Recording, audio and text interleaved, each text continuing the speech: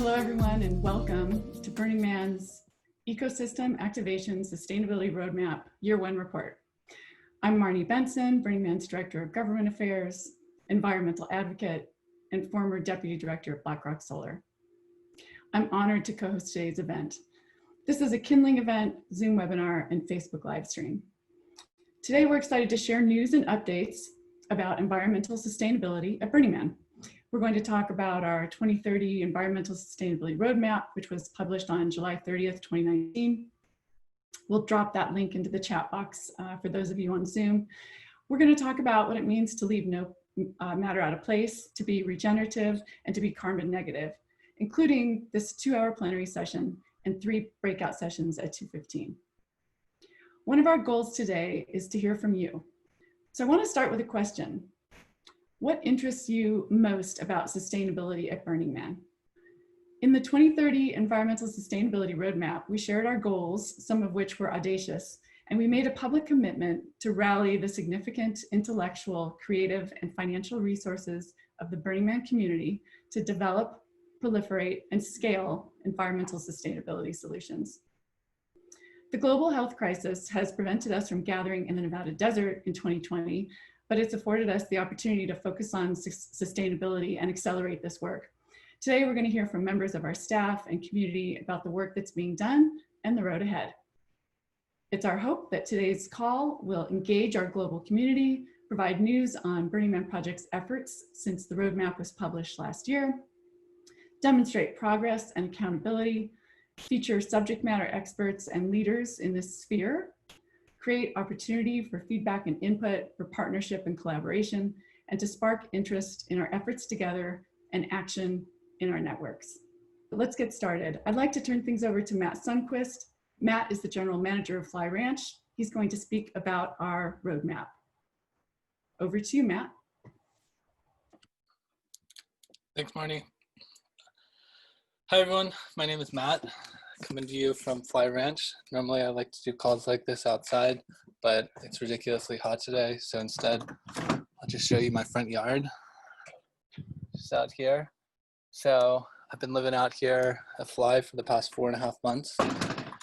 And it's been fascinating and challenging and lots of other things.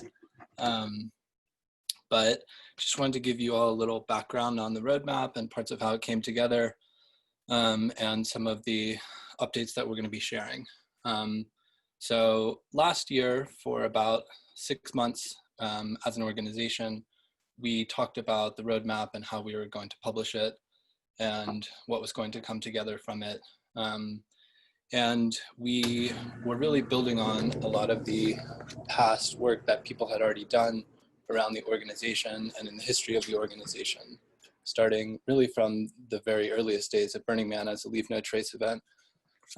So organizationally, we already had groups like Earth Guardians who have expertise in this, Burners Without Borders who were doing a lot of this work already, Playa Resto, BlackRock Solar, which Marnee was involved with, and then a number of other committees and people that had already worked on it, including a committee that had been existing before with John Mitchell and Megan Miller and Marnee and DA, and then previous committees with people like CG on them. What had happened in 2007 during Green Man.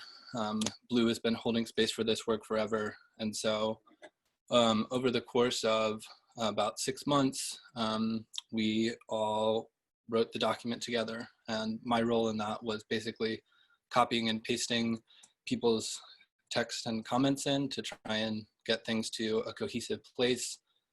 We didn't really have meetings about it. We just kind of wrote it collectively. And all 55 people whose names are on that document, if you look at it, are people who contributed to that. So I could go through that document with you basically sentence by sentence and tell you who wrote each part of it. And that's really kind of how we want to do everything, is to try and have it be an open source project, to have it be something that's collaborative, that everyone can participate in, that we're all really building together, because there's so much skill and technical expertise and passion about this in the burner community that we want to be able to work with, and then outside of it as well. And if we're doing it in the public and including people, or doing it in the open and including people like that, then it can be an open source project that people can bring back to their communities with them to use to make local change as well. Each of the goals that we made were kind of buckets to capture all of the other ideas. And the 10-year timeline was because it really will probably take about that long to do some of the things that we're talking about, given how difficult it is to build things. If we were going to build a solar array, it would probably take about 6 years to build a really large one. And we only do Black Rock City once a year. And so we only really get 10 weeks to really do all of this. Some of the other things are not contingent on that, but some of them are. And so eventually we put the goals together, and for that I give credit to a lot of people. David Shearer and Laura Dane and Scirpus, Lisa Beers, all are really thought leaders internally with PhDs on carbon capture and why that's so important for the world, that we be pulling down carbon from the atmosphere and storing it. And so they've had a big hand in that.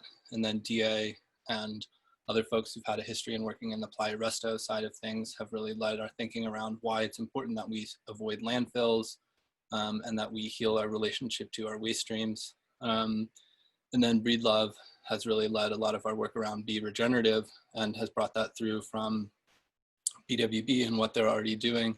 And then there are a lot of other folks who had important roles in that. Lisa Nash, who manages all of the properties out here, has been a partner with us at Fly and everything that we've done, and really knows the nuts and bolts of how to do this type of stuff on the ground.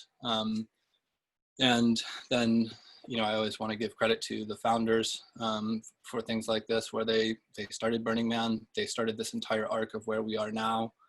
Working with them is always amazing because they have so much history and capacity and have held this with such integrity for so long.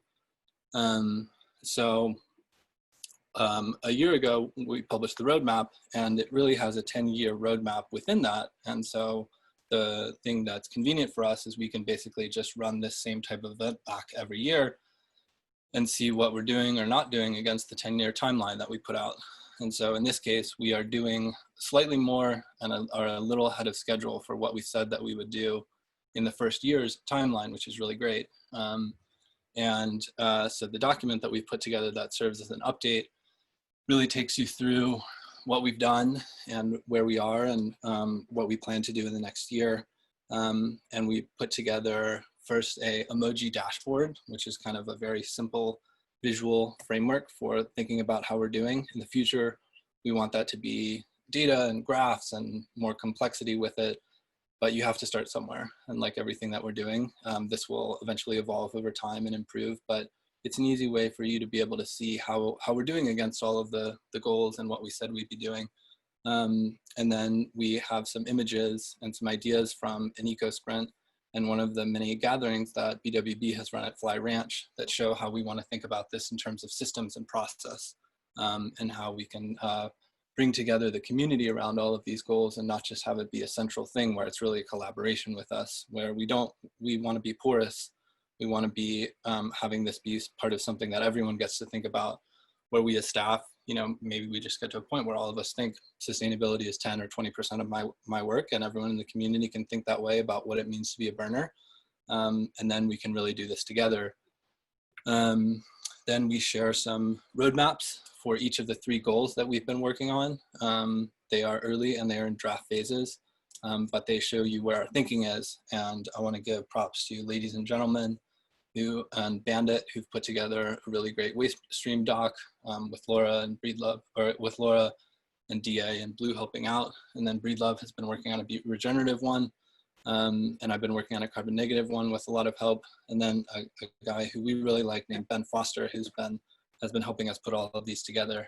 And then something about the roadmaps and how we're thinking about this in terms of the present moment is it's important to think about climate change for us from the standpoint of what's really happening here. And climate change and settler colonialism and capitalism and land appropriation are all really inherently tied to the same systems of thinking about resource extraction and consumption and discarding and not understanding or being connected to the land, or seeing all of the landfills where our waste goes to, or having to be accountable for all of the emissions that we're putting out into the atmosphere. And so we want to think about it in terms of that too, and how do we work within that framework, and understanding that out here we're on Numu land. This is Northern Paiute land out here. And so in the roadmap, we share details about that and 4 of the historical Northern Paiute bands for whom this is their home out here.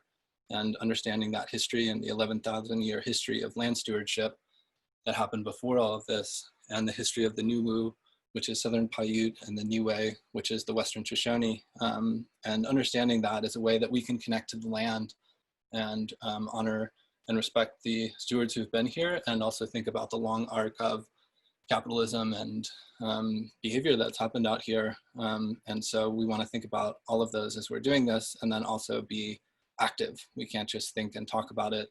This is going to be a lot of work. And so we want to both do and think as we're doing this. So that's about all that I wanted to share with all of you. I'm happy to take all of your questions, and really grateful for all of you calling in, and look forward to working with you all and letting you all hear from some of the other folks who are leading sustainability. Thanks. And I have to pass it. I am very, very grateful to Laura Day. Laura Day has come in and has taken over so much of what we're doing with sustainability here, and has really led a lot of it. She has a background in having started sustainable festivals and having run sustainable businesses. And from the beginning when she started, before I met her, had 5 people tell me, you really need to meet Laura Day, you're gonna love her. And they were right, and we're so lucky to have Laura here. And she has really been a partner in leading a lot of this, and has really taken on a lot of the operational stuff, and has really helped to systematize how we're gonna do this. And I've loved getting to work with her, and excited for you all to get to hear from her.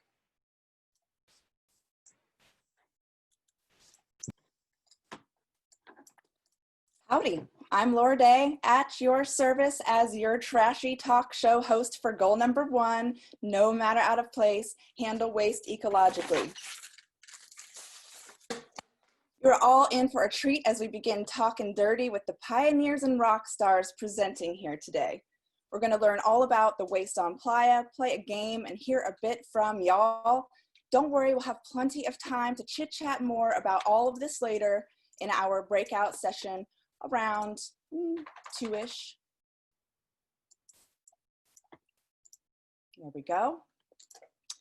There are a couple ground rules now, folks, so please put your questions in the Q&A box at the bottom of your screen. Just a reminder, so they don't get buried in the chat. We will do our best to answer them there. And in the unlikely event that we do have time at the end, we may have an opportunity to ask a few, but we will be bringing your unanswered questions to that breakout group after this portion of the show. So now please allow me the supreme pleasure to introduce today's contestants or presenters. First of all, we have DA. DA is the dark angel of BRC, is the manager of Playa Restoration, AKA Resto, highway cleanup, and the creator of the beloved MOOP map. And this year, without the Burning Man event, DA walked 85 miles from Hazmatt to the Black Rock Desert and cleaned up matter out of place all along the way, raising funds for the sustainability roadmap. Next, we have Scirpus, also known as Lisa Beers, and she's a coastal ecologist who manages environmental compliance for BRC and is the land steward at Flat Ranch. Hazmatt is the associate director of business operations and oversees many of the infrastructure contracts for BRC. We have Mr. Blue, who's the project manager of Recycle Camp, co-founder of the Transfer Station Authority, or TSA, and facilities manager for the Burning Man project in San Francisco. In his spare time, he designs the lighting for the Man Pavilion. No big deal. Then we have ladies and gentlemen. Ladies serves as the people operations coordinator at Burning Man Project. Outside of Burning Man Project, he works as a zero waste events consultant for festivals and events. How cool.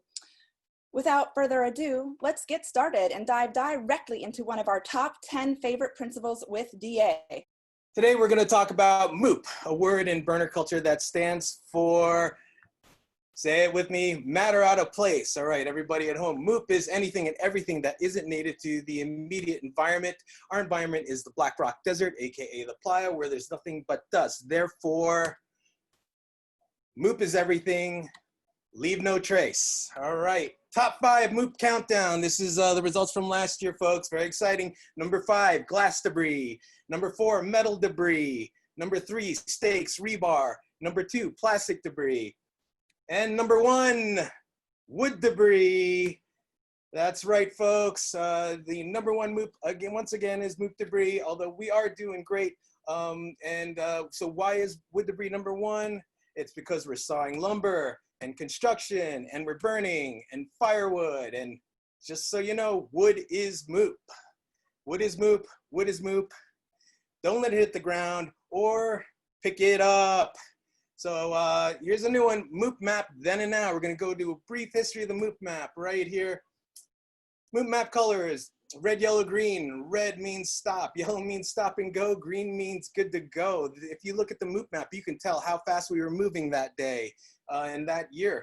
So here we go, 2006, look at that, 40% green, 40% yellow, 20% red, tied between green and yellow. But look, after 1 year of the MOOP map, look how well we did. 77% green, 14% yellow, 9% red. And then moving along, you can see that we've been stabilizing ever since. You're gonna see some trends popping up, but for more or less, we are hovering right around that 80% green mark. And there's 2016, 2017, here's 2018, and wait for it, folks, 2019, look at that. That's the greenest MOOP map we've ever had, and it came in the clutch. This was the year we really needed to do it, especially with the environmental impact statement that came out with the BLM, but we really proved it this year. Look at 2018, look at 2019. We are good to go. So moving forward, the BLM post-event inspection. The BLM site inspection is conducted 1 month after the event. The allowable MOOP standard is 1 square foot per acre. 1 acre is 43,560 square feet. So imagine a football field without the end zones. Black Rock City is 3,603 acres. So that's like 3,603 football fields.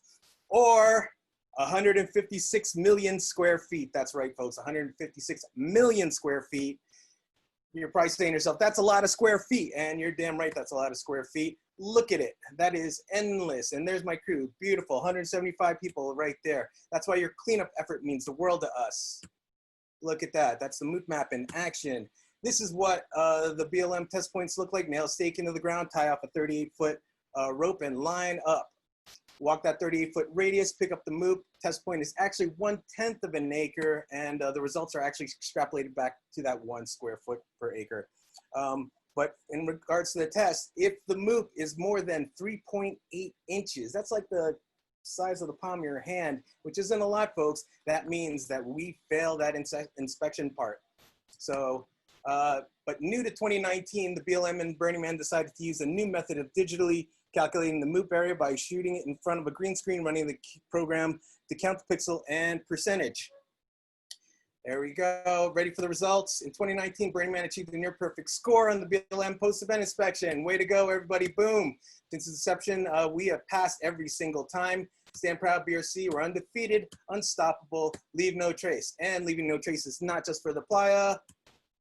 Here's my highway cleanup, hitting the road Wednesday after Exodus when it is safe.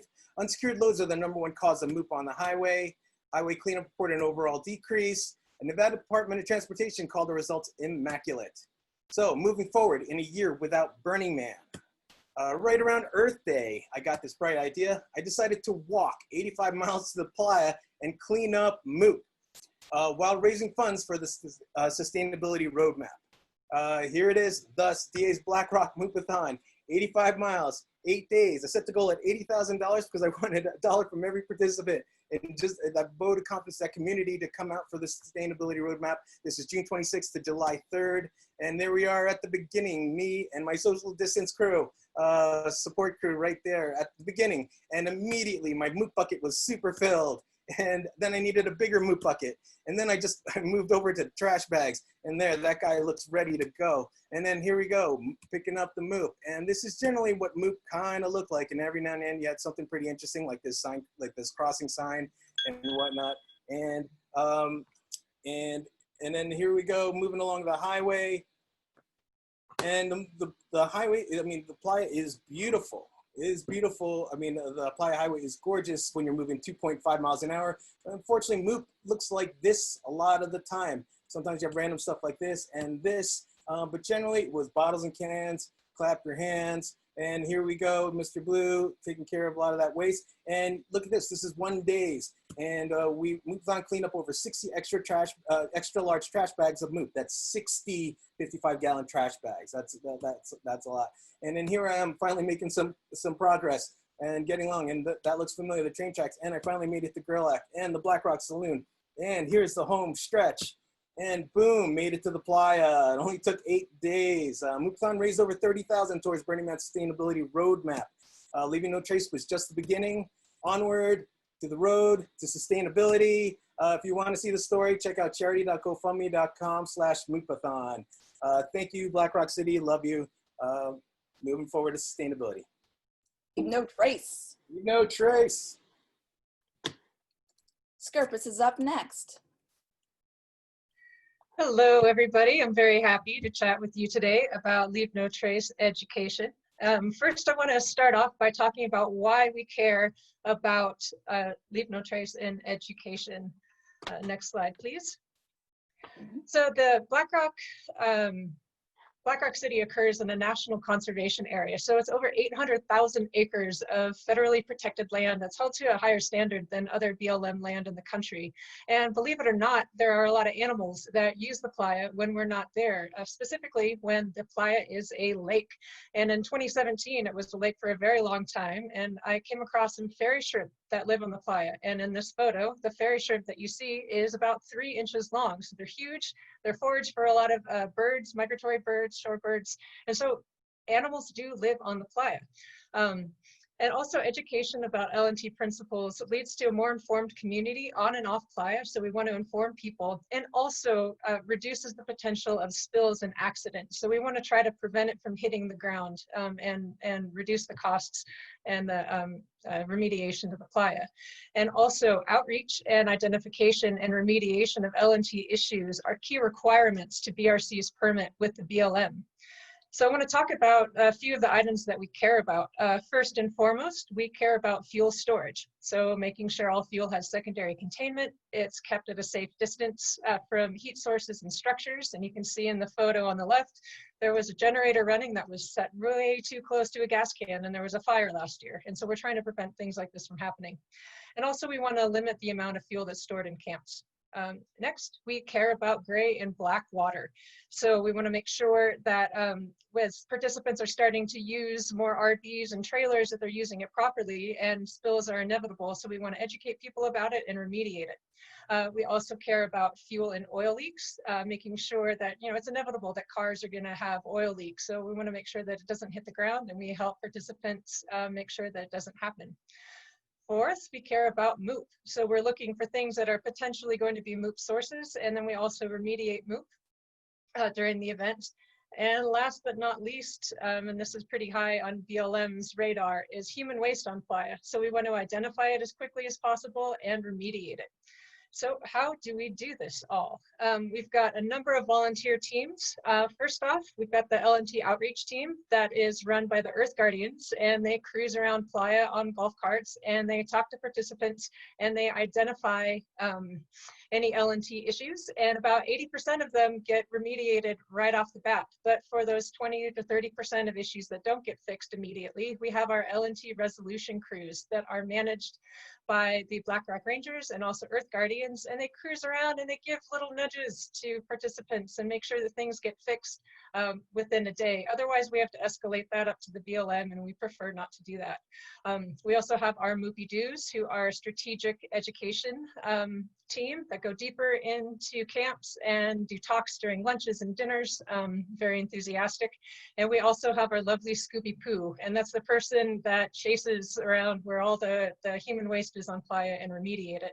And we work very closely with the DA's team, with Resto Response, and they help to facilitate the remediation of larger spills. And next slide, please.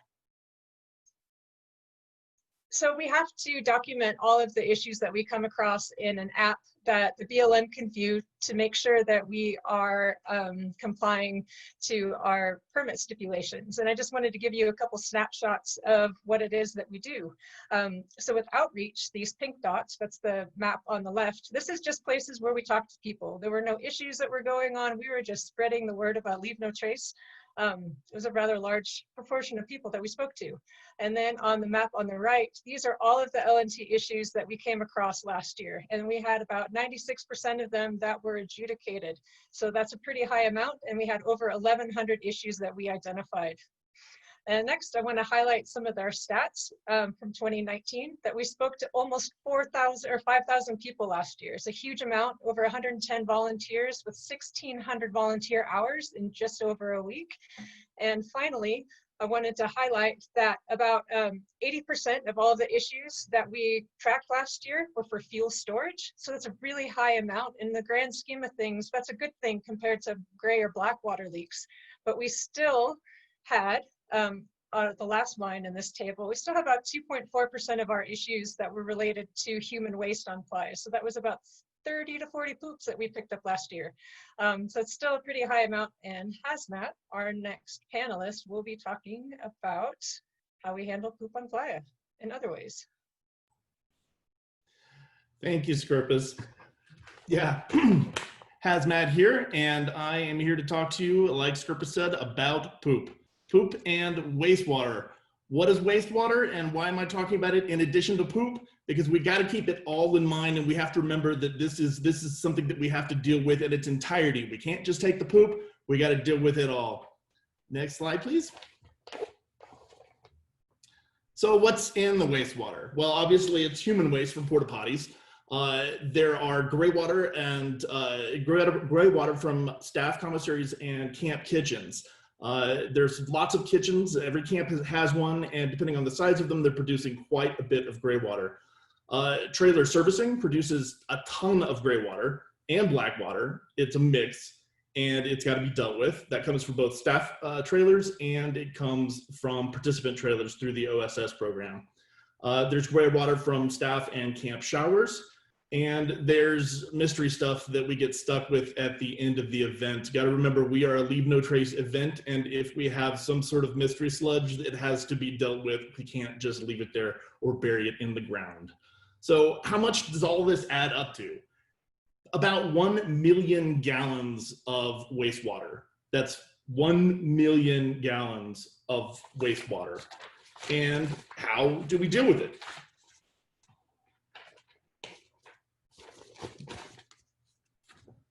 So we have our traditional blue saunas that you guys are all familiar with. United Site Services has been providing those for more than a decade now. And we have about 1,700 porta potties scattered around the playa.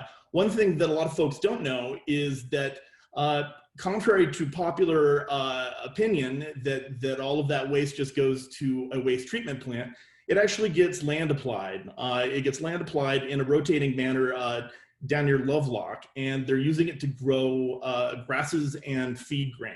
Not for human consumption, but it is applied to the ground for purposes of growth. We're also starting to use ecozoic biofiltration toilets. These use a process of using microbes to digest waste and produce fertilizer.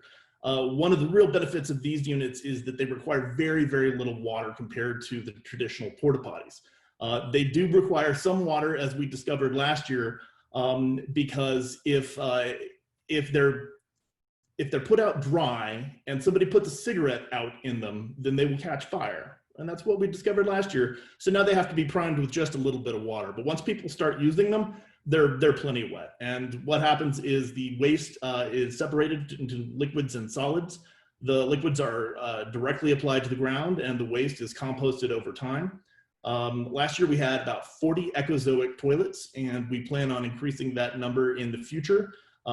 Strategically, we do understand that, especially because of all of the constituents of that wastewater that I was talking about, that we're going to need to have solutions for all of the streams that are coming out of both staff and participants.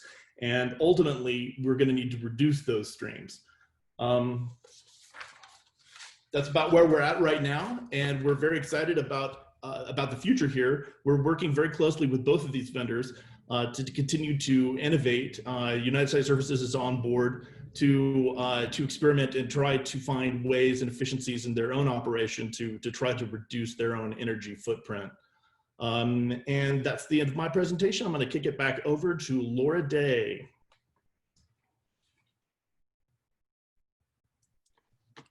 Hey, Burnerland, y'all still here? There you are. Good. Let's play one real quick game. Everyone, that means you, please find your chat box, and I'm going to ask you a question. You're going to type your answer in there, but don't hit enter until you're instructed to do so, and we'll see how well y'all follow directions.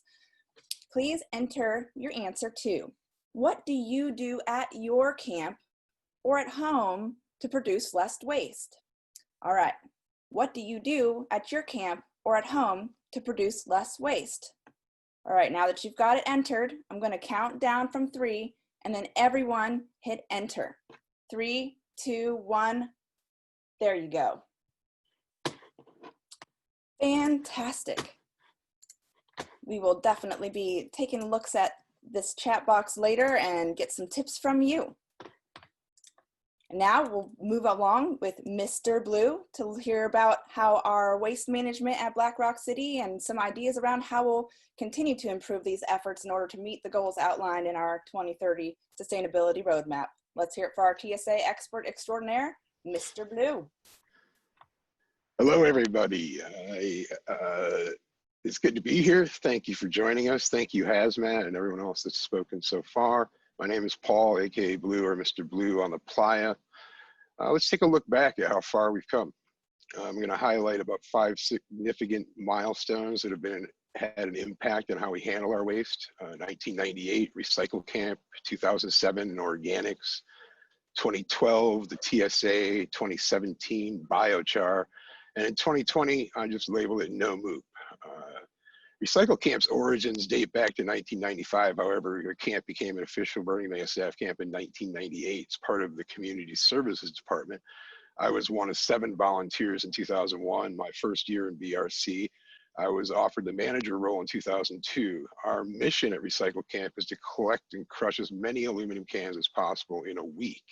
Aluminum cans only, mind you, no plastic, no glass, no steel, no anything else, really.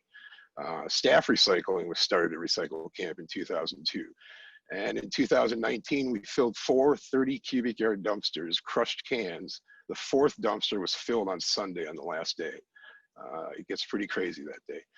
We currently donate all the funds from all the aluminum we collect, both Recycle Camp and the TSA, to the Gerlach School. We've recycled over 3 million cans and donated over $35,000 over the last 22 years. And there were 38 volunteers running Recycle Camp in 2019, if you include me. 2007 was a great year. Organics collection has its roots in 2007. It was the Green Man year. Sustainability was the talk on the playa that year. We started collecting organics and compostable to-go materials at the staff commissary that year. Burning Man pioneered a collection program with 50 theme camps participating. We started separating organics because food waste is #1 when we're talking about waste diversion from the landfill. It's really the #1 thing you start talking about. It breaks down into methane, and it's the #1 contributor to greenhouse gas emissions from landfills. And in the US, 40%, it's estimated, 40% of all food produced is wasted, much of that ending up in landfills. And methane is 28% more potent than carbon dioxide. So then we figured out, organics are pretty valuable material if you figure out how to compost it. So learning all of that, we of course had to do something, and so we did.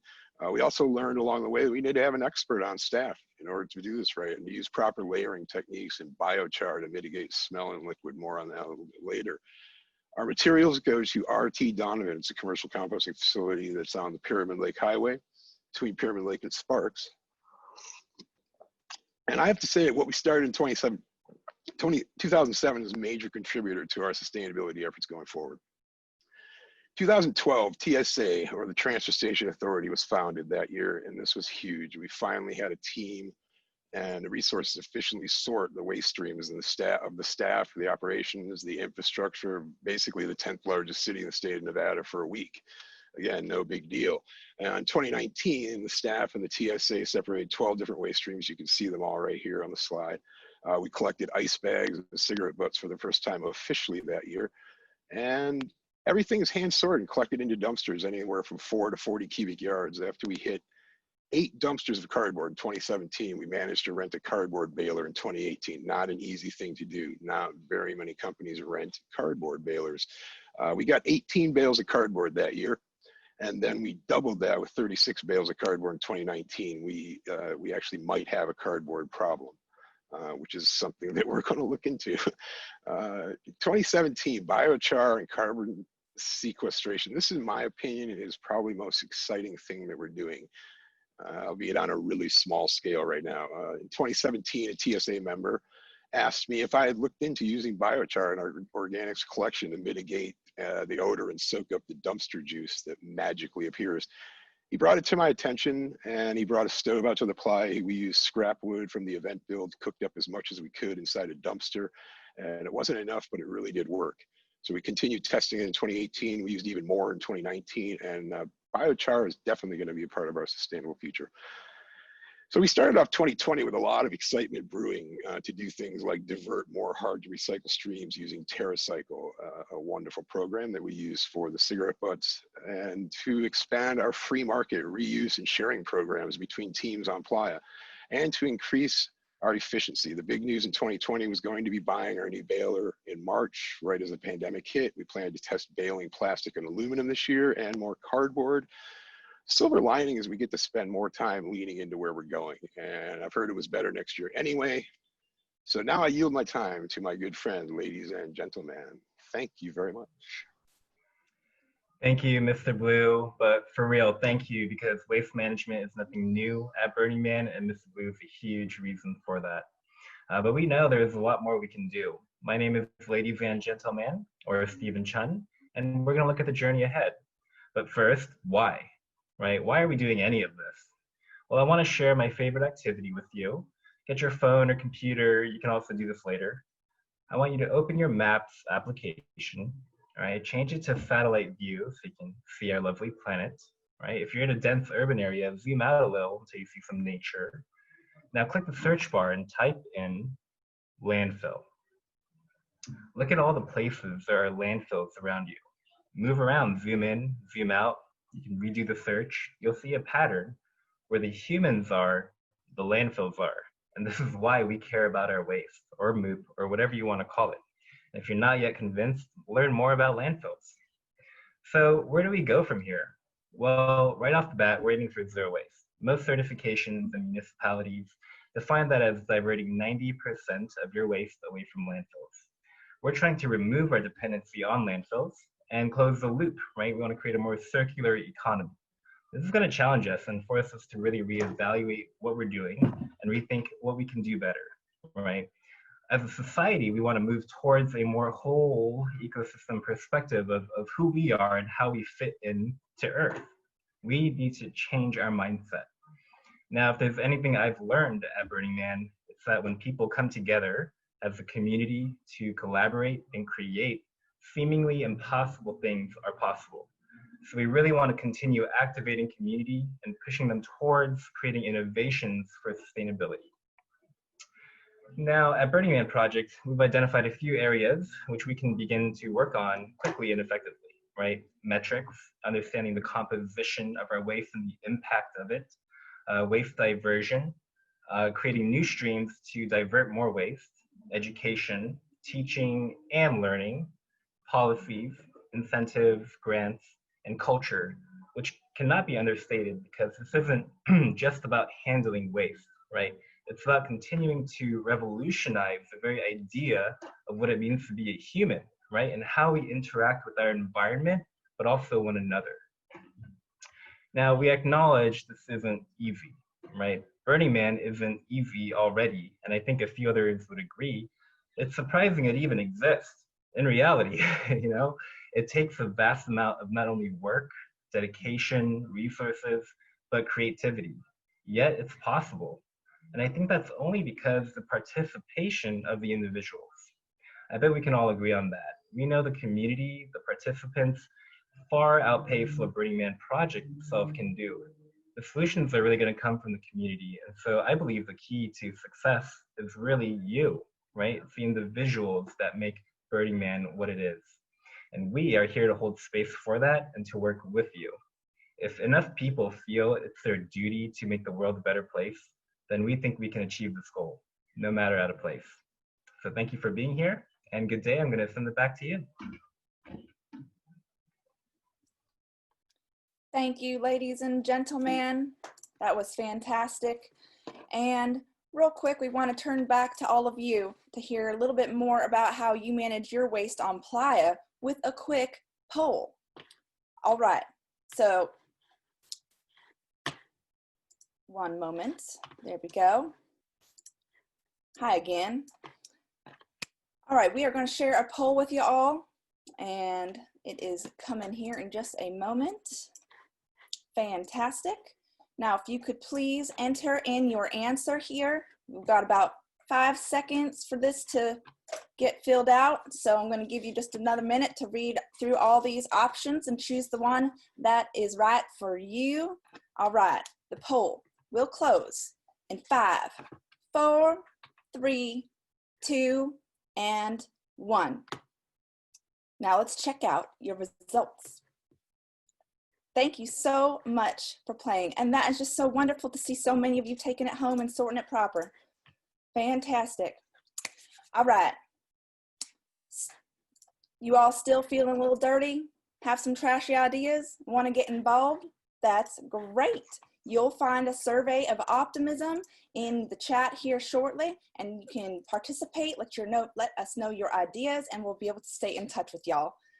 Again, if you'd like to learn more about our goals for number 1, we will be hosting a breakout session at around 2, and you'll have another opportunity to hear from this esteemed and motley crew. Now, I'll be passing the mic off to our beloved Breedlove to discuss goal number 2, be regenerative. Hey, thanks so much, Laura. I just want to say I love that accent. I want you to be doing that all the time. Just makes me feel oh so loved. So, hey all, I'm going to be talking about our number 2 goal, be regenerative. And so I'm going to read a slight little excerpt from the actual roadmap, which says that Burning Man can prototype solutions that enable our species to become a regenerative force on this planet. By the end of the next decade, we aim for it to be better for the ecology of Earth for Burning Man to exist than to not exist, which is a pretty big statement, and I think is something we would all like to be able to say. And kind of thinking about that, there isn't a model for regeneration. And so whatever this means, much less how we accomplish it, it's going to be a massive undertaking with a lot of space for interpretation. It's kind of the most ambitious and the least defined of all of our goals, which is part of the point that we need to foster deep and meaningful dialogue, not only amongst ourselves who are working on this every day, but also with the whole community out there. We know that the burners are doing awesome work around the world all the time that's already in this space. And so that's really what I'm going to be kind of leaning into today. And I just wanted to share one quick thing with you before we jump into our panelists. And so I just want to share with you this really awesome project we did this last fall. And so as you can see, last fall, we had 120 people come to Fly Ranch, and we did a whole eco sprint with this really awesome friend group of ours called Planet Home. And so we actually created 17 prototypes of ideas, things that can happen in Black Rock City, things that can happen at Fly Ranch, things that can happen around the globe. And so these are all ideas that have come from the community themselves. And, you know, that's really what we want to see in this Be Regenerative section is like, what do you think all of you can bring to the table? And so I have 4 awesome guests from the community, and I'm just going to bring them up because they can speak about what they do far better than I. And so our first guest, and I'm going to just say all of these people are my friends, and so I'm super excited about that, is Ryan Rising. He is the co-organizer for the Permaculture Action Network, which is an organization that mobilizes audiences after concerts and festivals towards permaculture and regenerative practices. It's really one of my favorite burner run organizations. They're doing great work, and we at BWB have partnered with them 3 times over the years. And Ryan's here to tell us a little bit about what they've been doing. Hey there, Ryan. Hey, Christopher, thank you so much. Can y'all hear me okay? I'm gonna share my screen and show some photos while I go through this. You are great. Awesome. So hey everyone, my name is Ryan Rising. I work with the Permaculture Action Network, and we're an organization that mobilizes people from cultural events, usually concerts and festivals, sometimes more interesting events like Burning Man, to days of direct action where people are building out regenerative community spaces. So what that means is we're mobilizing people to places where other groups of people are, holding space year round for the community to be able to, first of all, be in connection with their own sustenance, their own livelihoods. And second of all, where people can build what we refer to as like land-based autonomy, right? Where people can build autonomy by being in relationship with the land and being able to create food, medicine, water, shelter, energy, etc. So what you're looking at right here is the Hoover Elementary School garden in West Oakland, California. And last year on the solstice, we did the Leave a Positive Trace Permaculture Action Day here.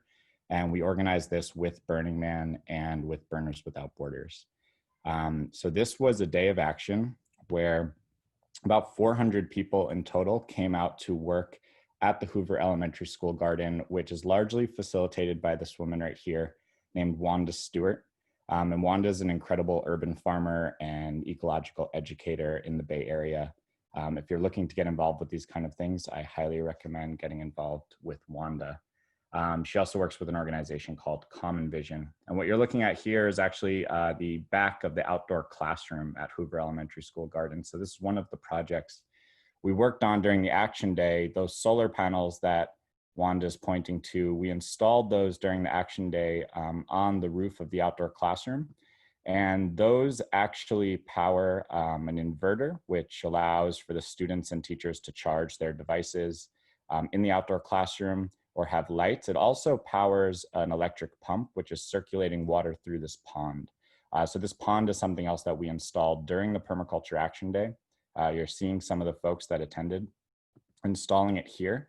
And one of the things that it does is it takes water that comes from the earthworks that we dug during the action day, and I'll show you those in just a second, but it's about 140 feet of rainwater catchment earthworks that, instead of allowing the water to flood the schoolyard where the children usually play soccer, it spreads and sinks the water throughout the landscape, which then irrigates the plants that grow the food and medicine and other things in the schoolyard. So here you're looking at folks during the Permaculture Action Day digging that rainwater catchment swale or piece of earthworks, right? So they're digging down a long contour, they're building up mulch on the down facing side of the slope, and the water is sinking and spreading throughout the landscape and irrigating food and medicine. And here's tons of the mulch that we used to spread throughout the garden and throughout the swales. This is Alexa Levy from Permaculture Action Network. That was really one of the, she organized the vast majority of the action day as far as the Permaculture Action Network team is concerned. I'm gonna show you a few other projects that we did. These were benches that we actually built and installed on the corners of the school. We actually drilled them into the concrete. And these are now used by the crossing guards who've been working at Hoover Elementary School. They're 2 sisters, 2 Black women, 17 and 19 years each. They've been working there.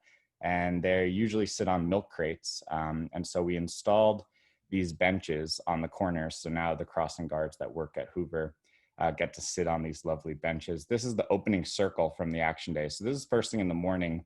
Throughout the day, we had hundreds of more people come. These are just the people that were really there from the start. And so we welcomed everyone, oriented them to the space, and let folks know that the way that we came up with the designs for these various projects that we did that day was directly talking with Wanda, the students, and the school community. So people that you're seeing in this photo, and you'll see throughout the rest of the photos, are students and their parents and teachers from the school and community from West Oakland, as well as the Burning Man community that was mobilized to this action day by us working in partnership with Burners Without Borders and Burning Man, the special events team. So you see the Artis Mobilis folks are out here. Folks working on the bridge over the pond. Some of the other things that we installed that day were a gray water basin, taking some of the water that is caught from the rooftop into those tanks we saw earlier. And that gray water, those feed down to the sink where folks are washing vegetables and produce. And then the water that comes out of the drain from that sink fills up the gray water basin, which then feeds the fruit trees and other plants that we have over there. We also weeded and cleared the entire kindergarten garden, which is not shown in the slideshow. And we planted a bunch of pollinator plants and other medicinals. And we also built a wishing well that I hope y'all will get to see towards the end of the slideshow, which was a project asked for by the students. They wanted to have a place where they could commemorate and memorialize the people that they've lost in the community. So while this is all going on, hundreds of people working on hands-on projects and directly installing regenerative systems at the school. We also, of course, had lots of DJs and live music and workshops. So some of the folks that you're seeing are MC Memesis. You'll see Gamelan X in a second. That was DJ Ange a second ago, and Mr. Lewis. Lots of local hip hop from around Sacramento and the Bay Area, as well as a lot of musicians that are connected to Burning Man. We also had theme camps show up, folks that were doing tea ceremony, flow arts. You'll see quite a bit throughout this. Some of the workshops that were going on, this is a natural dyeing workshop, dyeing cloth and fabrics with mushrooms as well as fruits and other food. This is actually the People's Community Medics Disaster Preparedness Training. In addition, the Oakland Climate Action Coalition came and actually held one of their assemblies to work on the Community Equitable Climate Action Plan for the city of Oakland. This is the Gardening on a Budget workshop with Khadijah. Gamelan X had a monkey chant. And there was also a workshop on building an ecological society against all odds, which included speakers who had visited Rojava, the territory in northern Syria. And then, of course, a community healing and blessing at the end with Adorable. So in addition to this, there's food, art, tea ceremony, crafting going on, art cars and flow toys. And I just want to thank Brooke Porter and Nick Salmons for some of the photography here. I wish that y'all could kind of see like an overhead shot of the day, but I want you just to imagine 400 people coming out to the middle of Oakland and having a lot of the elements that we enjoy in the temporary autonomous zones that we set up in the playa and elsewhere.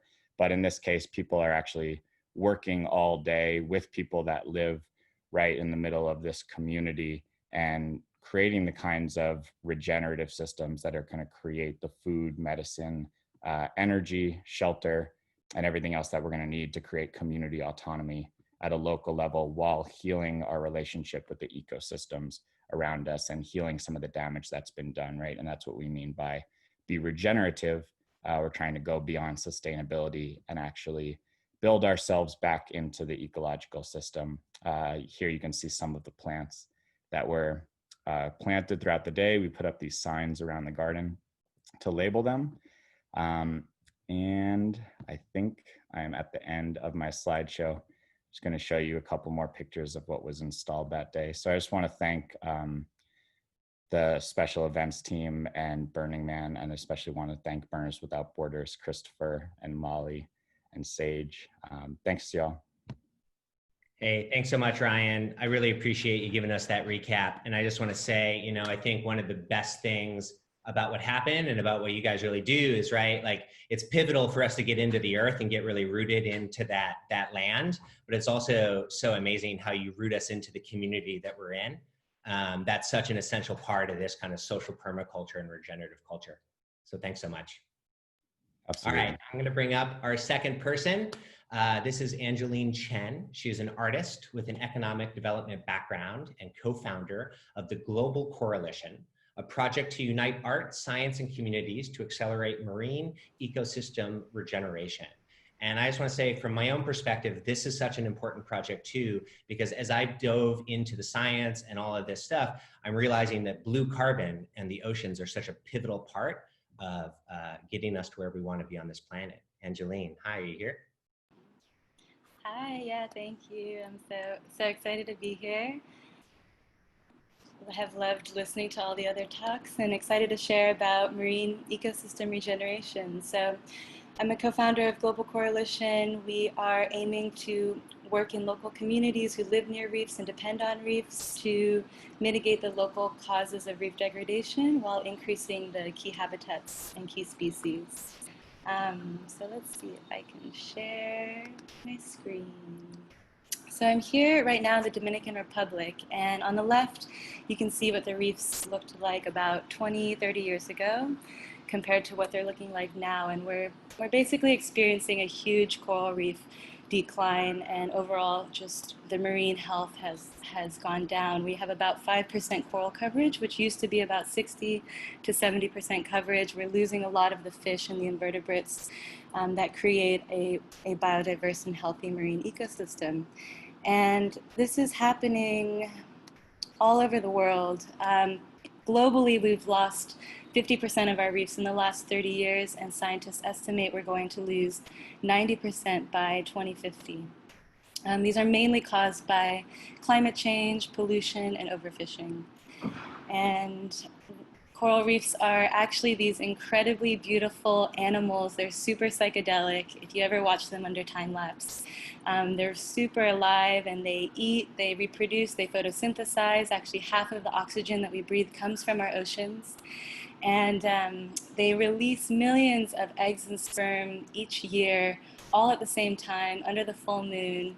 And they find each other, and they reproduce sexually and asexually. And when they manage to land on a substrate and they manage to survive all of the conditions in the ocean, they grow into polyps, and these polyps divide and multiply, and they become coral colonies. And when this happens with a lot of different species, because there's 2,500 plus different coral species, they can grow into a coral reef ecosystem. And our coral reef ecosystems are the most biodiverse ecosystem on our planet. They support 25% of all marine life. They protect our coasts because they absorb 97% of the wave and storm energy.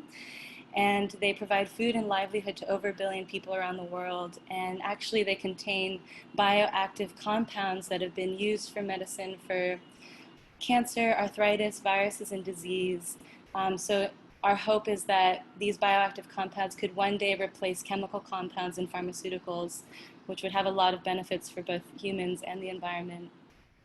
So you can imagine how heartbreaking it is to see the skeletons of what these ancient creatures once were.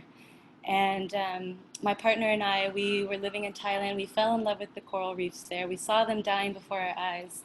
And we decided to build a sculpture and deploy it into the ocean.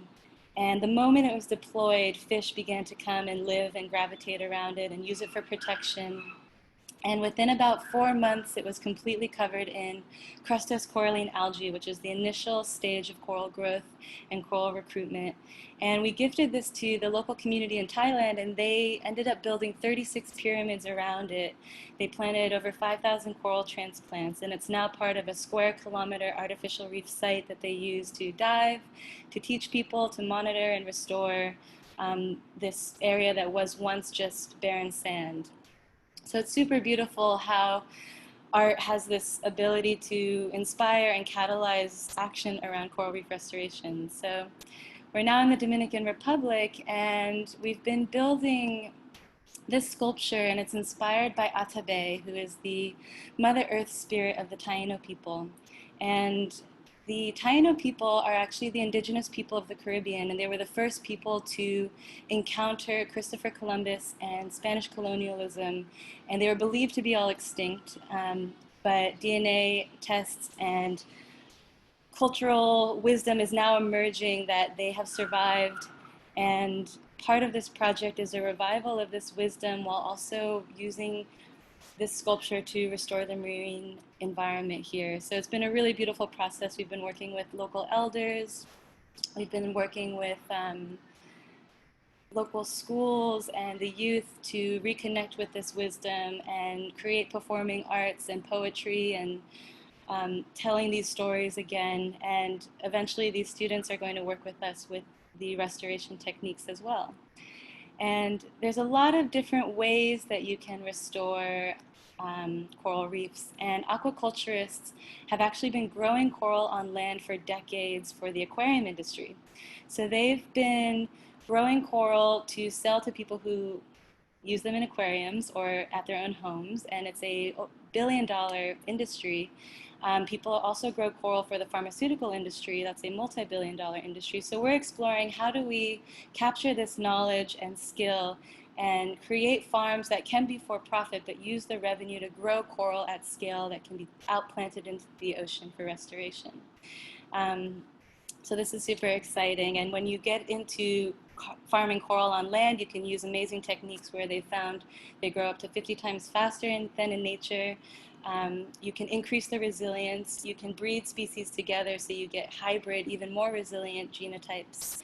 And you can actually keep them safe on land to preserve biodiversity and continue to push innovation in coral reef science. So there's a lot of amazing potential here. There's also a lot of work. Oh, these are some corals grown in the farm.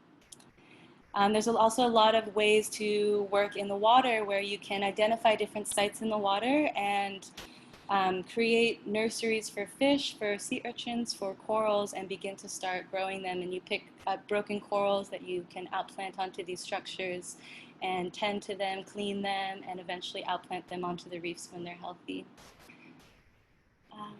Let's see. So I just wanted to share, so every project is really interesting because it's super site specific. So what we're doing in the Dominican Republic is, the main goal is to reduce the main impacts that are causing it to die and then increase the key habitats and species. So we have a river here that flows into a bay, and we're focusing on this bay to restore.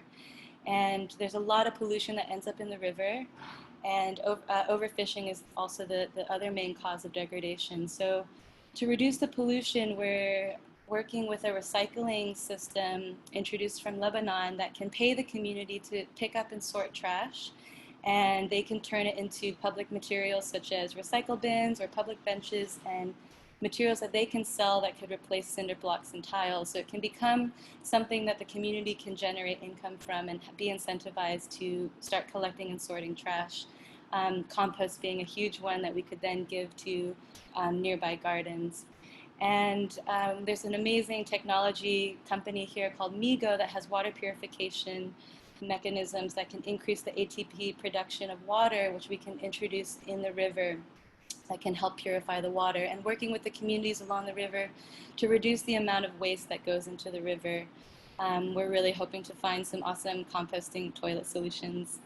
In terms of overfishing, we can work directly with the fishermen to create new income sources so that they're not completely reliant on fishing.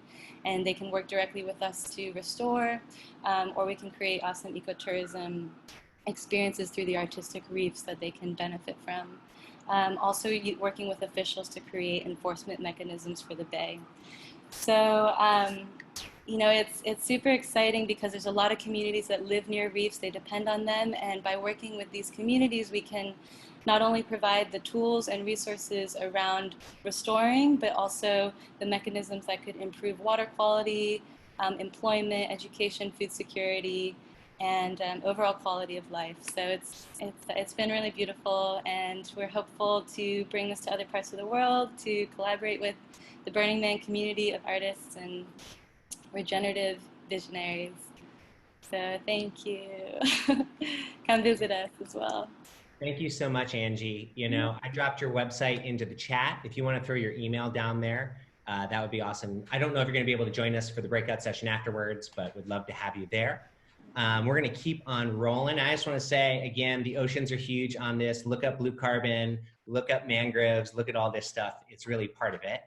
And I'm going to call up our next speaker, Barbarella Roller, who's a full-time artist, farmer, DPW alumni, and social justice advocate living in Salt Lake City. And what I love about the project she's going to show us is that this is a project you can do at home yourself. And I think that's also a really important part of this entire concept. So, hey, Barbarella. Hi there. Hi, everybody. My name is Barbarella. I also am known, some of you may know me as Clutch. I am a regenerative agriculturist, lives in Salt Lake City. This year was really interesting. I have a lot of friends who live in the Valley who we all work together on different permaculture and regenerative agriculture projects in the city, just working on bringing urban farming to Salt Lake. And every year during springtime, we have a lot of people hit us up asking us questions about gardening and how to get started on growing their own food. What we found this year with the influx of, there was a huge influx of people hitting us up because of quarantine and because of the instability that was happening with COVID. As I was discussing this with my friends, we were trying to figure out a way to help all these people. We feel kind of obligated to anyone who hits us up personally to get information about farming or any sort of permaculture, regenerative agriculture, because we feel like people want that one-on-one connection instead of just watching a YouTube video or looking on the internet to find the information that they need. So that is how the Neighborhood Resiliency Initiative was born. We started this in March, which is really a short time frame to be able to do what we wanted to do, which was to connect people in their neighborhoods with each other to be able to have a more resiliency and sustainability in their own personal neighborhood. I kind of got this model from my own neighborhood. I have the pleasure of living across the street from an amazing community center called the New Hope Neighborhood Center that has a large community garden that I work on, and a food bank, and a lot of other really cool educational and social programs as well. And because of that, all the neighbors around us, we were all working together to grow plants. We started about 4,000 plant starts this year, and we're able to get those out into our neighborhood. So with that in mind, we thought, how are we going to spread this model out into the city and then the world? And that's where the Neighborhood Resiliency started.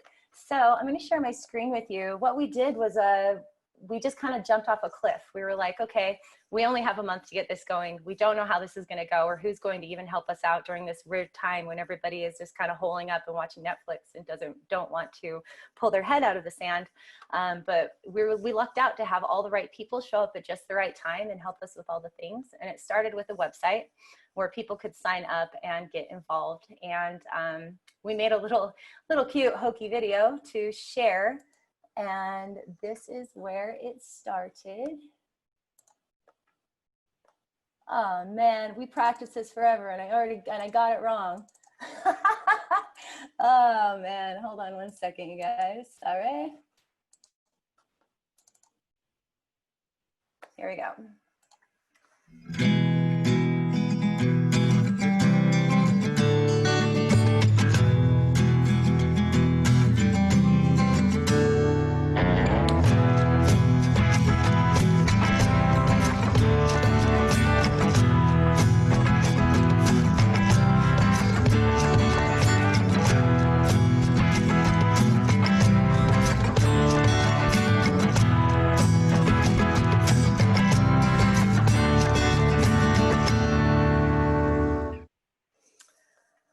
So we started that video, put it out just to see if we could get a call out to people to come in and chum into the website. Within the first 24 hours, we had over 650 people view our website, which was really exciting. So you come to the website and you can sign up to either be a volunteer. You can just get your hands dirty, come and help out. Maybe you don't have land and you just want to help garden and grow some food. You can sign up to be a landowner. And with that comes, we come down to your place, we do a site check, we check and see what would need to happen to become a viable option for a landowner for the Neighborhood Resiliency Initiative so that people can come in and help garden and farm your property. You can be a mentor. Mentoring has been really awesome. You can either mentor by actually showing up to people's houses, or you can go ahead and just do video chats. I've got several gardens that I haven't even seen in person this year that I have been helping move forward as the season goes on. Or you could be a resource donor. We've had a lot of people offer up money, tools, amendments, and all sorts of things that have been really amazing for us to get going. We have found that we put this out here and got everything we needed to get people's gardens started, from composted horse manure, wood mulch, anything we could possibly want, we put out there and it comes to us. Or you can be an organizer. So you don't know about gardening, and maybe you don't have the time or energy to go ahead and go out and get your hands in the dirt, but you can go ahead and join as an organizer and just organize in your neighborhood. The way that we got the information out, not only on the internet, but just in our own neighborhoods, is we created this flyer. So this flyer you can fill out, and it just says, "Hi neighbor, would you like to come and farm with us? I'd love to get going with you in your neighborhood." And these flyers have been really awesome. We just put our names and our phone numbers on them, and we've gotten a lot of people in from our neighborhoods that just wanted to come in and get involved. So yeah, what's exciting about the neighborhood initiative that's been really cool? Did that work? Yes. Okay, so what's been really awesome is that we have almost 40 gardens that we've started since March in Salt Lake City. And we have over 150 active members who are gearing to go. We're starting an initiative right now. Summertime is a really great time to get your garden ready for fall and for spring by solarizing your lawns. So we've got a local company it's a local plexiglass company that has all this plastic film that's on the back of the plexiglass that's donating it all to us so that we can put it on people's yards and kill their lawns so that they can create a garden for themselves. The most exciting news that has happened with the Neighborhood Resiliency Initiative is there is a group called Mutual Aid World out of California that is an open source software developing company that has hit us up and asked us if they can make an app for us. They have an app that's called the Resiliency app that's already functioning that allows people to get on there and get food. You can sign up either as a volunteer or as somebody who has a need. And through the process of this app, you can get food delivered straight to your door in an all volunteer effort. So right now we're working with that company to develop this app. And as soon as it's finished, hopefully in the next month and a half, we're ready to go global with this. So anybody in any city can go ahead and sign up. We already have a chapter that started in Oregon, in Eugene, Oregon, that just started in the last couple of weeks. We've got one starting up in Denver, in Sacramento, and also Brisbane, Australia, which is really awesome. And it will be much easier on the app. So I definitely encourage everybody to check out the Neighborhood Resiliency Initiative, and it's neighborhoodresiliency.com is the website. And thanks so much, Breedlove, for having me on, and we'll see you soon. Great. Thanks so much, Barbara. Like I said, what I love is that you all just kind of did this by the seat of your pants. You created something really amazing, and it's already starting to replicate out there in the world. It's super phenomenal. So thanks so much. Thank you. Great. So we have one more speaker. I'm going to call up Drew Moxon, who has an event that is upcoming that we can get involved with. Drew is an environmentalist and an organizer of the Hotel California theme camp, which is one of the camps that's a model for sustainable camps in Black Rock City. And what I really love about the work that they've been doing is that they've been open sourcing so much of the content they've been doing and putting it up on GitHub, which is just an awesome way to help us all along that path. Hey there, Drew. Awesome. Thanks so much, Breedlove. Good afternoon, everyone. I'm Mox, and I lead Hotel California. And I wanted to introduce an event that's coming up that Breedlove briefly talked about in partnership with BWB, the Virtual Green Theme Camp Summit. So a bit of the backstory, sort of about how I came to this and how we came to this. For the past 5 years, Hotel California has been developing, and as Chris said, open sourcing sustainable living solutions for Playa, with the goal of becoming carbon negative ourselves and helping other camps to do the same. So, you know, we measured our carbon footprint a few years back, worked on reducing and offsetting it. And now today, in the last 3 years, we've been running the entire camp on solar, 100% solar, which is using a hand-built 30 kilowatt hour modular microgrid. We operate a plant-based kitchen, which lowers the footprint, and have been also offsetting the remainder of our camp's carbon footprint by planting about 500 trees, as well as investing in renewable energy projects around the world.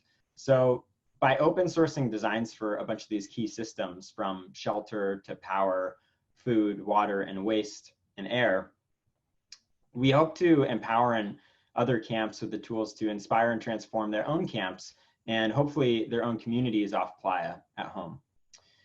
So how this event came about, the virtual Green Theme Camp Summit, is at the Burn in 2018, we noticed a lot of camps showing interest in becoming more sustainable, asking really great questions about, you know, how to transition their camp, how to lower their own emissions footprint, but not really knowing where to start.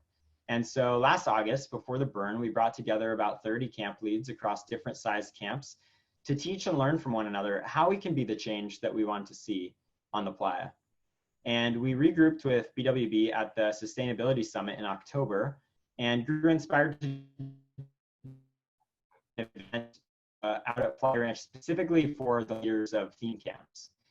And this is why we think theme camp organizers are a great audience to start building this movement and community within, is because theme camp organizers have a huge amount of influence around and regarding the future of Black Rock City.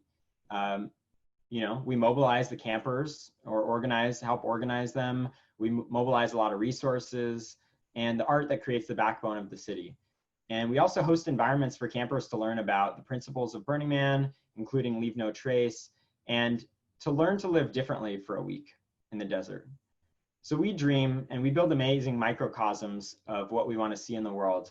And if we can reimagine this as a regenerative city and a regenerative event, we need to be leading that change together. So that's why, in partnership with Burners Without Borders, Fly Ranch, and recently joined by Ideate as well, we're pulling together a 4-day virtual summit to build the community and seed the culture of regenerative theme camps who will learn and evolve our practices in community and shape the future of our event and our city. If you or someone you know is interested in attending, we'd love to get in touch. Please check out this interest form. I'll also drop the link in the chat for Green Theme Camps, which is bit.ly/Green Theme Camps. And we're aiming for this to be a community-driven, co-created event. And we look forward to building a regenerative future with you. So thanks. Now it's my pleasure to hand it back to Breedlove to talk about the regenerative roadmap. Great. Thanks so much, Drew. You know, kind of as I had said at the beginning, you know, I think that, you know, this kind of idea of being regenerative, you know, not how to be just at a zero sum, but actually be net positive, it leaves so much room for interpretation.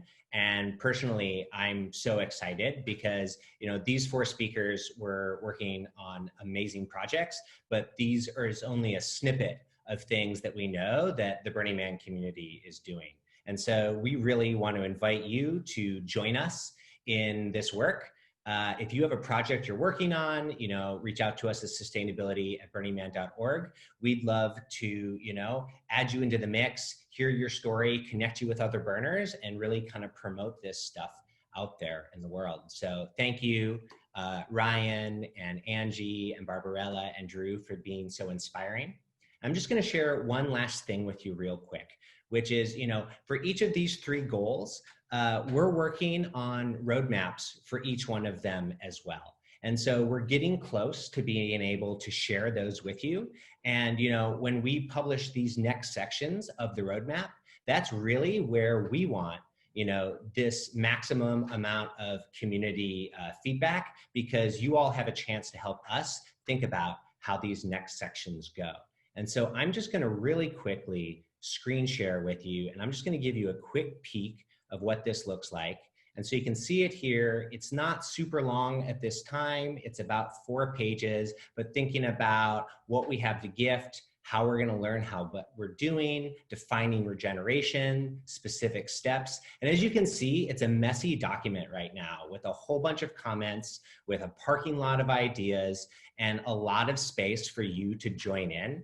And so we're really excited to very soon be publishing that out to you, not as some type of finished document, but something that is a work in progress. And like I said, that we want all of you to really collaborate with us on. And so again, reach out to us at sustainability@burningman.org. You can also reach out to us at bwb@burningman.org. And we'd love to connect you with these speakers or other burners who are doing awesome things around the world, because we only have a few minutes today to talk about all of this. So that's kind of the end of our section for Be Regenerative. I am going to bring back up my friend, Marnee Benson, the Director of Government Affairs, and she is going to host our next problem area, which is becoming carbon negative. Marnee, welcome back. Thanks, Breedlove. One of the more daring parts of our 2030 environmental sustainability roadmap was goal number 3, be carbon negative, remove more carbon from the environment than we put into it. In this section, we'll talk about what it means to be carbon negative, how we make that happen, and asking, is it even possible? We'd love for you to enter your questions into the Q&A box on Zoom as we go. Upvote them by clicking thumbs up so everybody can participate in that. And we'll answer the top 1 or 2 questions at the end of these presentations. Before I introduce our panelists though, let's take a look at the word cloud that we created earlier when we asked you what interests you most about sustainability and Burning Man. Sage, are you ready? That's awesome, thank you. We're seeing a lot of words jumping out there. We took this poll at the top of this webinar, and you guys can see the results of what people are interested in. These are great. Carbon, energy, renewable, community, zero waste. This is awesome. Thanks, Sage, for sharing that. I think that we'll ask that question again a little bit later and compare those 2 clouds. Now we're going to talk about Fly Ranch, the Land Art Generator 2020 Fly Ranch Challenge, Black Rock City emissions, and carbon capture. These topics will be the basis of discussion in our breakout sessions at 2:15, which I hope you'll join. And right now we're going to hear from experts in these fields, including Matt, who is literally in a field. In 2016, Burning Man Project acquired and became stewards of Fly Ranch, a 3,800-acre property north of Gerlach and the Black Rock City event site. We envisioned a year-round opportunity to explore the potential of the Burning Man community on this land with dozens of hot and cold springs, geysers, wetlands, animals, and more than 100 identified types of plants. We heard from Matt Sundquist earlier in the webinar, and now I'd like to bring him back on to share news and updates on Fly Ranch. Matt, take it away. Thanks, Marnee. Hey, everyone. Welcome back to Fly Ranch. I will take a moment to briefly hype and note where the folks who are going to talk next kind of fit into what's happening at Fly. So over the past few years, we've had a couple hundred nature walks here that Friends of the Black Rock High Rock ran, and it's been a really great way to connect with the land. And we've also had 33 small work expeditions and campouts to explore the land here. And everyone who's going to talk has had a role in that and the roadmap. So at one of our events in 2018, the Land Art Generator team came out to be part of one of those campouts. And they gave a presentation about the work that they do, which I assume they'll talk about in a moment. And everyone there was so excited about what they're doing. They'd never been to Burning Man before. But as soon as they gave their talk, everyone was so excited about what they're doing. And it really kind of speaks to what we're hoping to do at Fly, which is to relate better to the land and to make natural expressions of renewable energy and ways of living in tandem with the land. And they have done these design challenges all over the world. And it's a great way to kind of formalize the informal process that we've had of really being community driven, where everything that we've done at Fly has kind of happened in the open. It's all been run by the community, and we've been able to just have people come in and do their thing and bring in their expertise. And that's kind of true also of the folks from Black Rock Labs who we've been working with, where they've really been boots on the ground as well as thought partners with us. Breedlove has an analogy that I like, which is that BWB has the hands, Black Rock Labs has the brains, and Fly has the land. And so they've been part of everything that we're doing, including planning the roadmap. Ryan was part of building lots of our solar grids out here and has expertise in that. And then Laura and David will talk a little about carbon capture, where they're both experts and have a lot of knowledge and expertise around that. And so each of these are things that speak to what's really interesting to us here, but especially carbon capture here or at other properties that Burning Man manages out here, where this is something that we're going to need to be doing at scale. Estimates for carbon capture that will have to be something like 2 to 6 gigatons per year of CO2 storage by 2100 in order to make it as a species. And a lot of the capture projects that are happening now are only doing tens of thousands of tons of carbon capture a year. And so being able to scale this is really kind of the crucial ingredient in us being able to make it. So I always tell people, if your friends don't know about it, tell your friends, because carbon capture needs to be a really big thing. And it's something that there's a lot of space out here to do and to consider.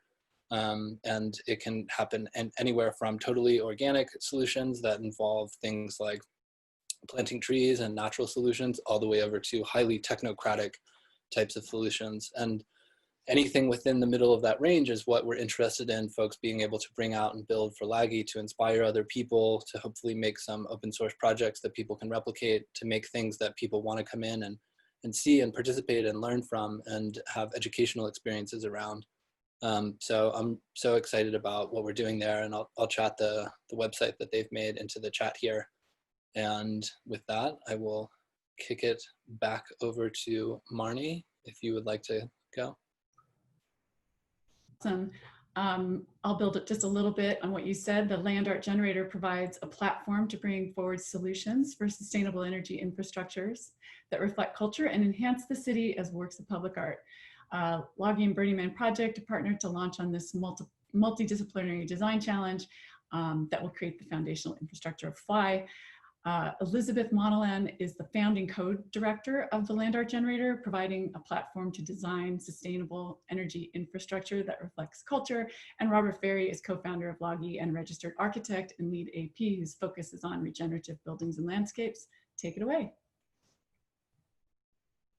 Thank you, Marnee, and thank you, Matt.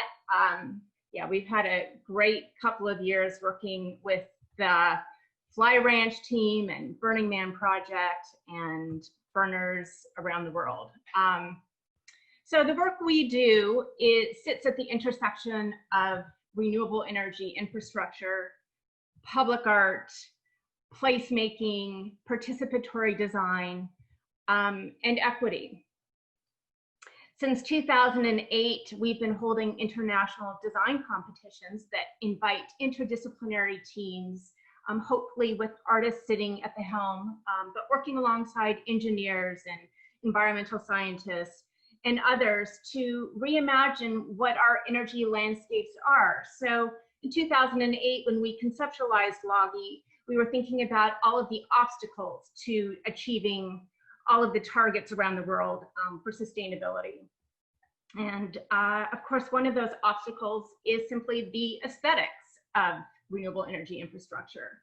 So we asked teams to utilize often off-the-shelf technologies, but to utilize renewable energy technologies as the medium for their artworks. And this is what you're seeing across the screen are submissions that have come into competitions for sites in Dubai and Abu Dhabi, Santa Monica, Copenhagen, Melbourne, Australia, and New York City's Fresh Kills Park. We're so excited that this year our design competition is being held for Fly Ranch. And of course, with the pandemic, we've had to shift timelines. So the competition is still open until October 31st, and we are going to jump into the nuts and bolts of that. What really drives us is communicating to the world how beautiful and awesome a post-carbon future can be and will be. A lot of the conversation around climate change is very doom and gloomy, and that's understandable because it's a really scary proposition that we put ourselves in the corner. But there are really beautiful solutions. There are amazing technologies out there, and we hope that a lot of you on this will think about participating. What you see here is the homepage for the LAGI 2020 Fly Ranch Design Challenge. We're asking you to design the future of Fly Ranch. It's pretty much that simple. The competition is free and open to everyone around the world. And when you get to the homepage, you'll find a really beautiful video shot and directed by the Profiles and Dust team. I'm not going to play it here, but you can play it at home.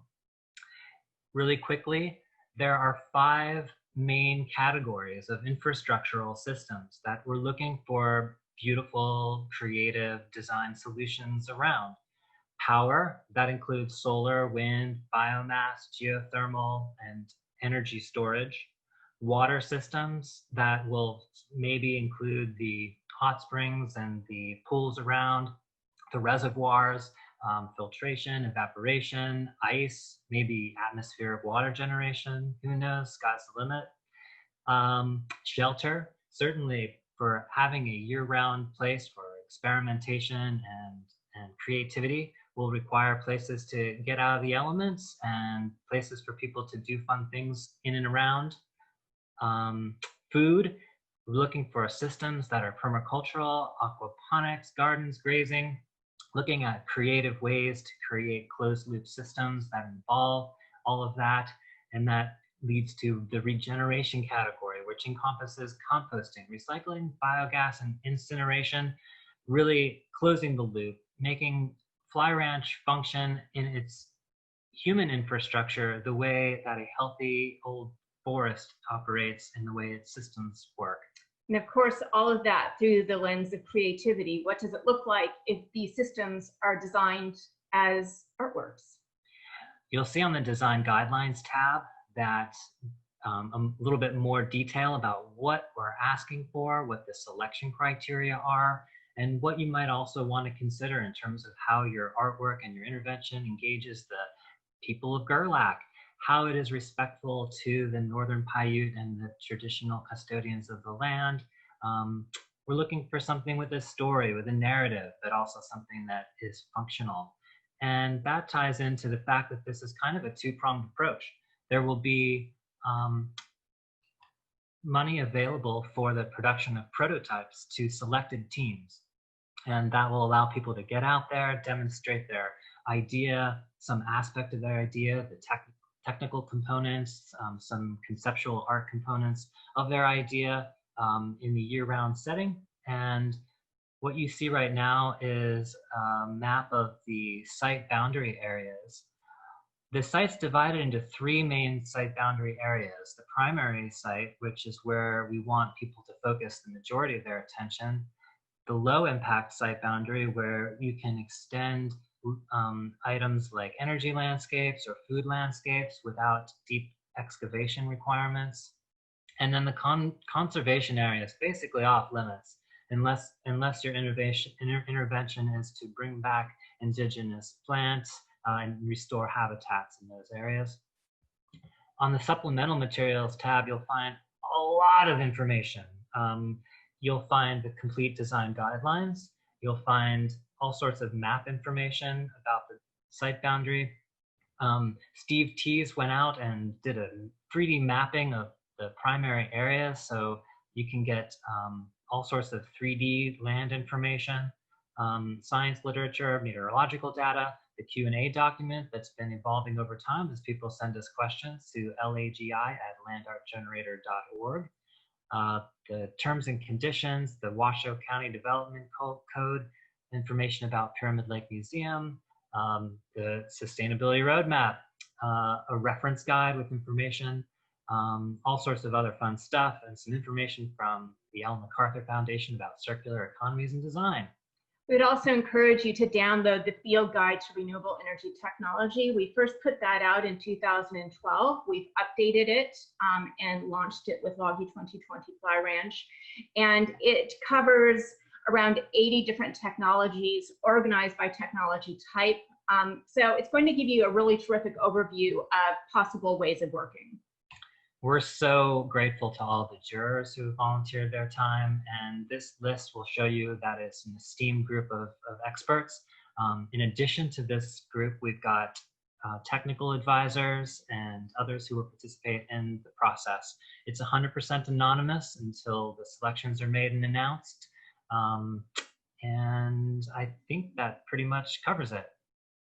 Just quickly on the contact page, we would like to shout out the folks who have made this competition, this design challenge possible. It's been a really terrific team to work with over the last year and a half or so to get to this point. And so much gratitude for everyone that's chimed in and offered their expertise. And we're very much looking forward to seeing the outcomes in October and seeing them brought to life next summer. And we're looking forward to some of the educational programming that we'll talk more about in the Q&A if we have an opportunity. And with that, we'll pass it back to Marnee. Thanks, Marnee. Thanks, Elizabeth and Robert. That was fantastic, as always. Part of our environmental impact as a culture and global movement and as an organization is emissions in Black Rock City and our emissions as we prepare for and travel to and from Black Rock City. Burning Man is undertaking a study to measure our emissions related to Black Rock City, and we're partnering with Black Rock Labs to create the methodology and tabulate the results. We're committed to measuring our emissions and reducing them. And during this segment, we'll hear from two of the folks working on that project. The Dr. Ryan Wartena is co-founder of Black Rock Labs, a PhD chemical engineer and energy entrepreneur. Ryan is also a Burning Man artist and works to help design and operate solar battery systems. Dr. David Shearer is Black Rock Labs co-founder, board chair, and is a clean tech scientist on carbon drawdown in agricultural systems and decarbonizing global energy systems. Ryan and David, over to you. Thank you, Marnee, so much. Good afternoon, Black Rock citizens. Foundational to achieving the 3 measurable goals of no MOOP, being regenerative, and being carbon negative is an accurate inventory of all greenhouse gas emissions originating directly at Black Rock City or indirectly because of Burning Man off-playa transportation emissions. In 2007, Cooling Man, a group of burner scientists, calculated that for a Burning Man attendance of 40,000 people, the carbon footprint was approximately 30,000 tons, or roughly 1.4 tons per participant. For a Black Rock City population of 100,000 participants, the carbon footprint will be in excess of 100,000 tons. This value underscores the importance of executing a robust and accurate greenhouse gas emission inventory. Without understanding our emission profile, we can't aggressively reduce our carbon footprint. The process of doing this inventory is as key a part of the emission inventory work as the actual information gathered. Figuring out what to measure and how to go about measuring it is helping each of the relevant parts of the Burning Man project understand their potential role in driving down emissions. In this process, it is important that all participants and the Burning Man project's various departments understand that having emissions isn't some kind of failure on our collective part. We all know emissions happen. The question is whether they're getting worse or better. Understanding the answer begins with an accurate picture of where we are now. We can then use that information to figure out potential shifts towards our shared goal of becoming carbon negative. Black Rock Labs is collaborating with the event operations team to calculate as accurately as possible all carbon releases from on-playa stationary and mobile sources and off-playa transportation emissions. Once the Black Rock City 2019 emission inventory is established, annual pre-2019 legacy greenhouse gas emissions will be calculated for all years Burning Man has co-located at Black Rock Desert. The emission source categories that are being quantified include, for participants, on-playa participant energy use, participant art car energy use, participant fire art installations, and off-playa participant transportation emissions. For Black Rock City infrastructure, we're focusing on infrastructure energy use, staff transportation emissions, staff fire art installations, and on and off playa government agency and vendor transportation emissions. Where the data does not exist, estimates are being made. All emissions are being calculated using emission factors from EPA's AP42 document. We are currently assembling and validating all available data sets. This process is clarifying what data we do have and do not have. We anticipate that a significant portion of the incomplete data will be participant travel and participant camp power production. Reducing Black Rock City's, and for that matter, the regional's carbon footprint will be a community and collaborative effort.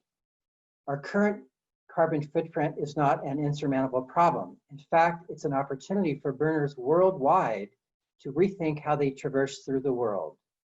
The climate-smart carbon solutions needed to reduce Black Rock City's carbon footprint are ready to scale. The global Burning Man community can lead the way to a climate-positive future. We are looking forward to working with all citizens of Black Rock City to make our Black Rock Desert location a powerful example of how a temporary city of 100,000 people can and will be regenerative and carbon negative.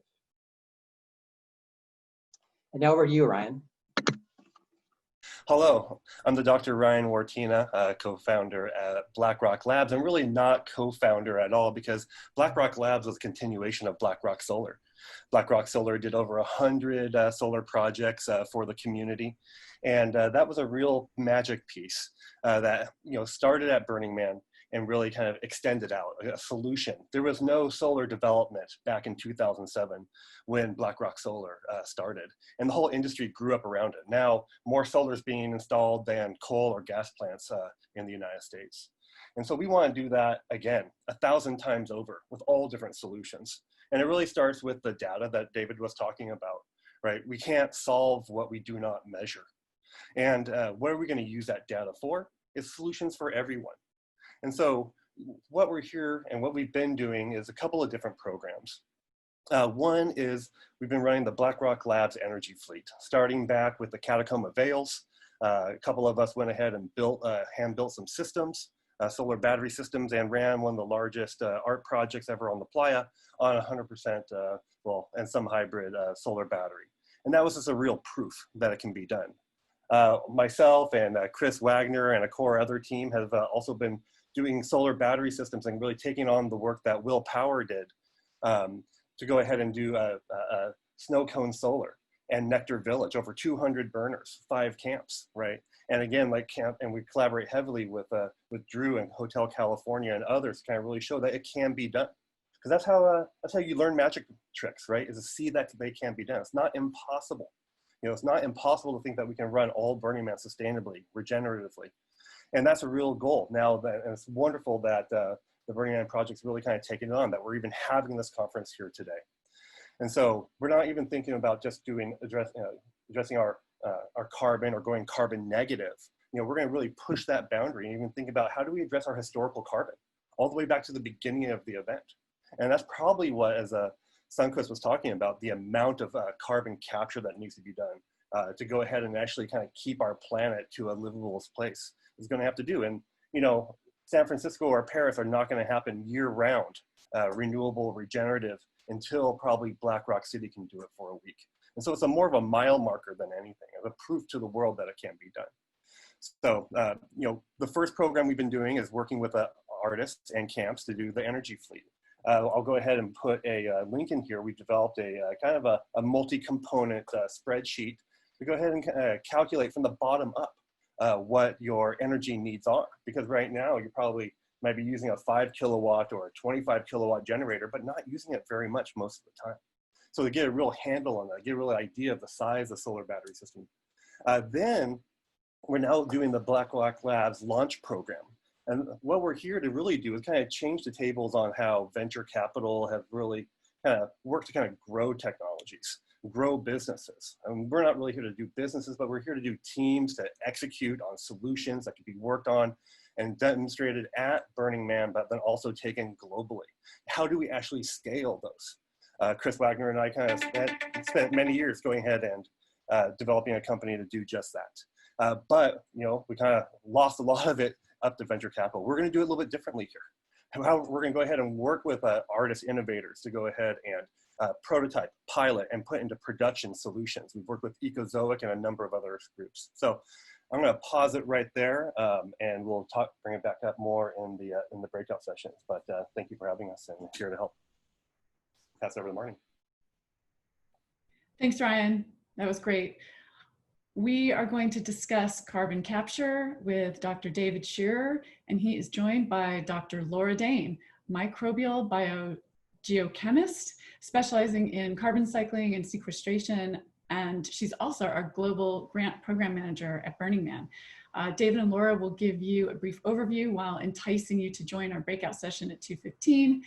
Zoomers, remember to ask your questions about Fly Ranch, Logie, BRC emissions, and carbon capture in the Q&A, and we'll try to get to one or two of those before we close this section. Take it away, David and Laura.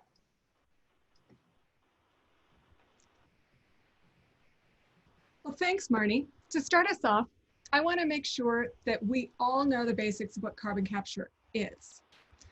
Without human interference, the Earth's natural carbon cycle moves carbon between Earth and soils, the atmosphere, living organisms like plants and animals, you, me, and it moves it between the oceans and fossil fuel deposits.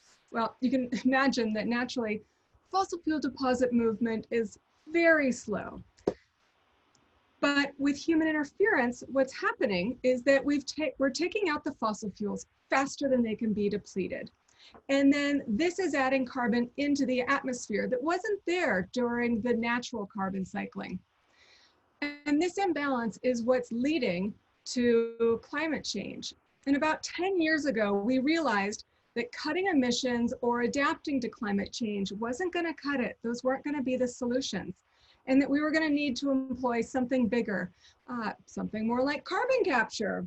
And carbon capture, you may have also heard of it as carbon drawdown or carbon sequestration, carbon stabilization, very all similar and meaning the same thing, which is taking carbon out of the atmosphere so that it cannot keep cycling within the global carbon cycle.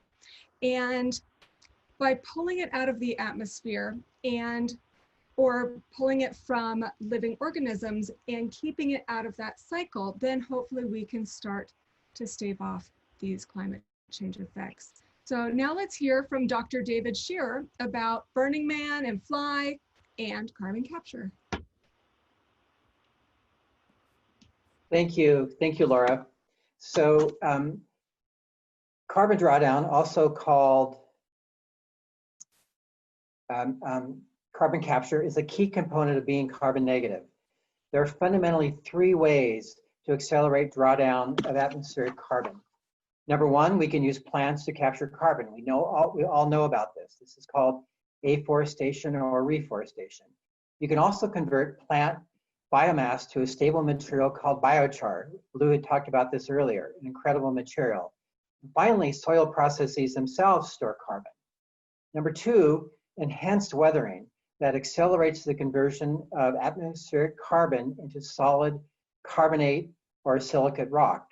And number three, direct air capture that uses machines to capture and store atmospheric carbon that can be repurposed for a wide range of uses, including road construction, graphene for batteries, chemical and synthetic fuel production, or we can convert the carbon dioxide to carbonate and silicate rocks in subterranean carbon dioxide storage sites.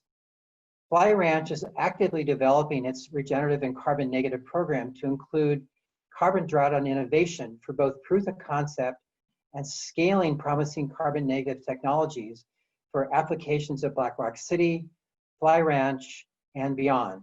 We look forward to collaborating with the burner world on all facets of carbon drawdown. Back to you, Marnee.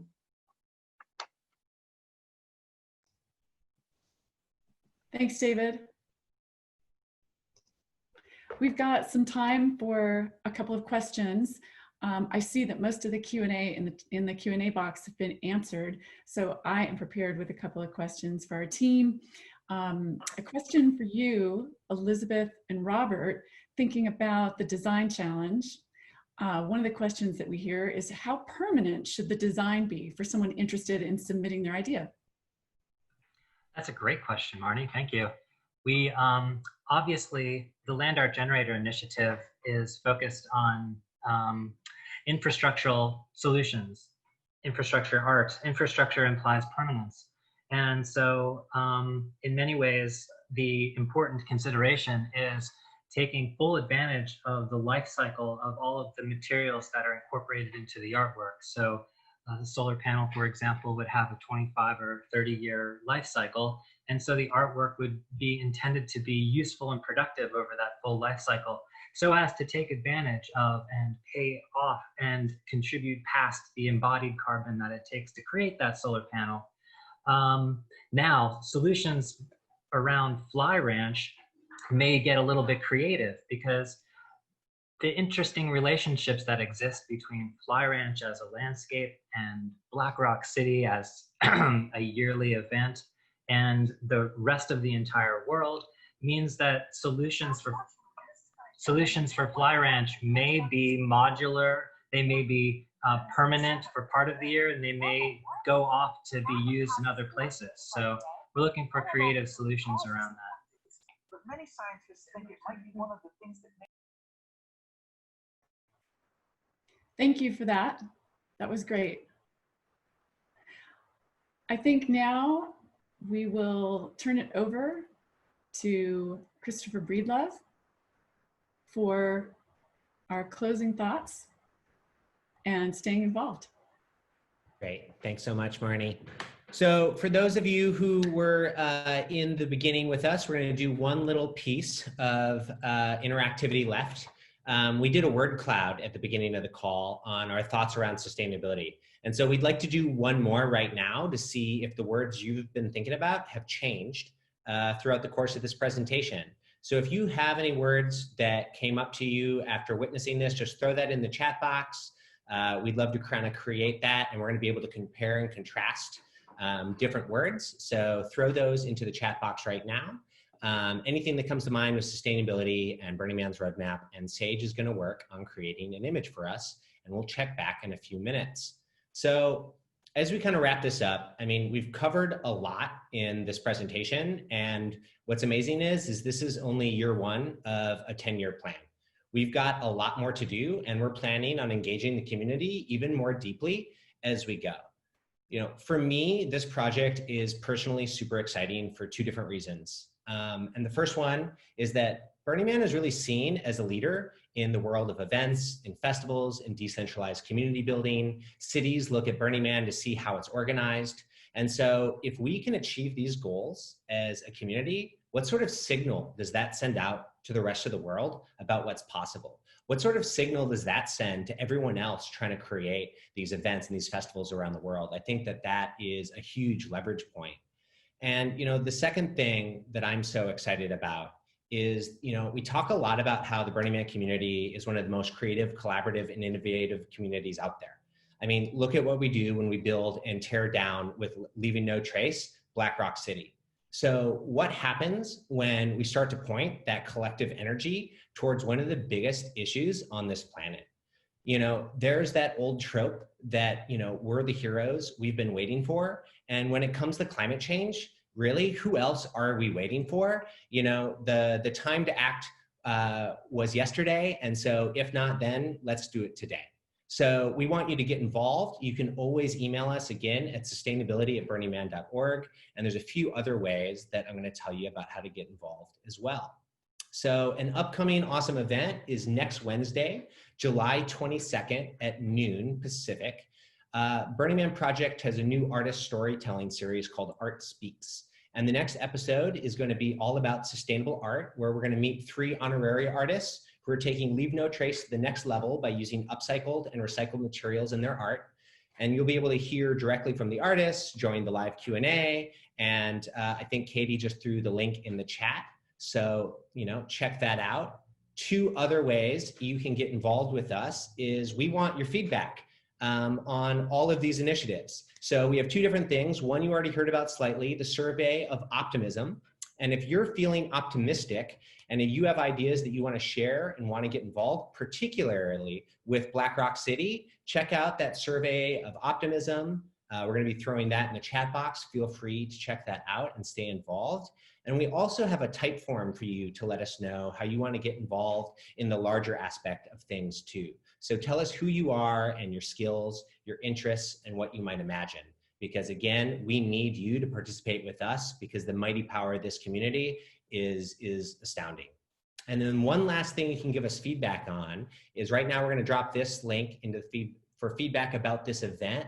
Let us know what you thought about the event. Let us know what we did well, what you would have liked more of.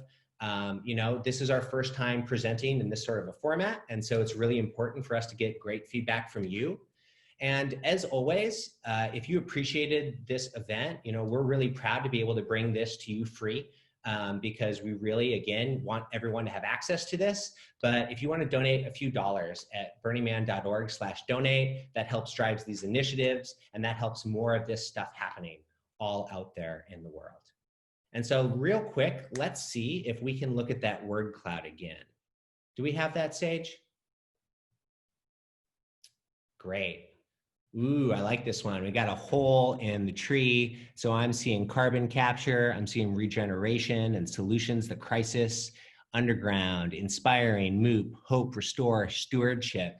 Cool. So those are some great words. And I think that when we publish this back out to the community, we're going to be able to look at what those two word clouds look like next to each other and see if anything shifted. So real quick, some quick thank yous.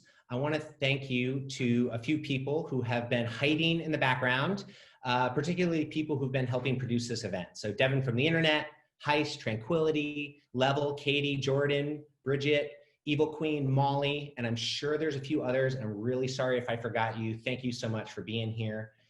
You know, why are we calling this real quick too an ecosystem activation community call?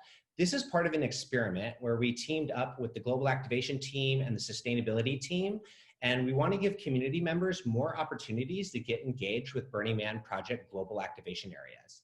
And so the idea is that every 2 weeks we'll be hosting a new call in a different activation area, which looks at civics, art, events, grants, the ecosystem, and then the next will be the community activation call with the regional network on July 28th. And so if you like this type of format and you want to learn about all different things happening in the Burnerverse of Burning Man Project, check it out. We'd love to have you get involved. And now we're going to move on to the most collaborative part of the call, which is the breakout sessions. We're going to have a 10-minute intermission here, and we're going to restart at 2:15 p.m. But these are going to be 3 breakout sessions on these 3 main goals, which is handling waste ecologically, be regenerative, and become carbon negative. Most of our speakers are going to move into these breakout rooms, and that's your chance to talk with them one-on-one, do Q&A, and also tell us what you're doing. You know, we'll all be able to see each other in these regular Zoom rooms. If you want to join these rooms, those links are in the spreadsheet that you should have gotten when you registered for the event on Kindling. If you don't see it, you can shoot us an email right now, sustainability@burningman.org, and we can also get that over to you. But I just saw Tranquility throw that in. So thank you so much. Everyone, thanks so much for being here. You know, this is year 1. Can't wait to see what we do in the future. Thanks so much, everybody.